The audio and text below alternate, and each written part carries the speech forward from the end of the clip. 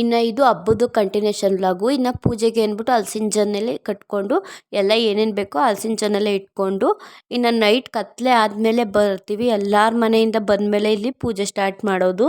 ಎಲ್ಲರ ಮನೆಯಿಂದ ತಂದಿರೋಂಥ ಪೂಜೆ ಸಾಮಾನೆಲ್ಲ ಇಸ್ಕೊಂಡು ದೇವ್ರ ಮುಂದೆ ಇಟ್ಟು ಇನ್ನು ಎಣ್ಣೆ ಬತ್ತಿ ಎಲ್ಲ ಹಾಕಿ ದೀಪ ಎಲ್ಲ ಹಚ್ಬಿಟ್ಟು ಬಾಳೆಹಣ್ಣು ಇಟ್ಟು ಚಿಗ್ಲಿ ತಮಟ ಇನ್ನು ಅನ್ನ ಮಾಡ್ಕೊಂಬಂದಿರೋದು ಸಹ ಹಲಸಿನ ಜೊನ್ನೆಯಲ್ಲೇ ತಟ್ಟೆ ಥರ ಕಟ್ಕೊಂಬಂದು ಅದರೊಳಗೆ ಹಾಕಿ ಬೆಣ್ಣೆ ಹಾಕಿ ಹಾಲು ಬಿಟ್ಟು ಇಡ್ತೀವಿ.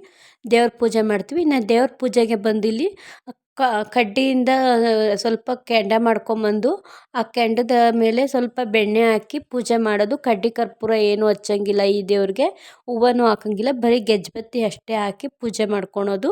ಇನ್ನು ಎಲ್ಲ ಪೂಜೆ ಆದಮೇಲೆ ಯಾರ್ಯಾರ ಮನೆಯಿಂದ ಚಿಗ್ಲಿ ಎಲ್ಲ ತಂದಿರೋದು ಬಾಳೆಹಣ್ಣೆಲ್ಲ ತಂದಿರೋದು ಎಲ್ಲ ಕೊಟ್ಟ ಮೇಲೆ ಇನ್ನು ದೇವ್ರಿಗೆ ಎಡೆ ಏನಿಟ್ಟಿರ್ತೀವೋ ಅನ್ನಕ್ಕೆ ಹಾಲು ಮತ್ತು ಬೆಣ್ಣೆ ಹಾಕಿ ಅದನ್ನೇ ಸಹ ಎಲ್ಲರ ಮನೆ ಗಂಡು ಮಕ್ಕಳು ಕುತ್ಕೊಂಡು ಅಲ್ಲೇ ಊಟ ಮಾಡ್ತಾರೆ, ಚಿಕ್ಕ ಮಕ್ಕಳೆಲ್ಲನೂ. Thank you for watching.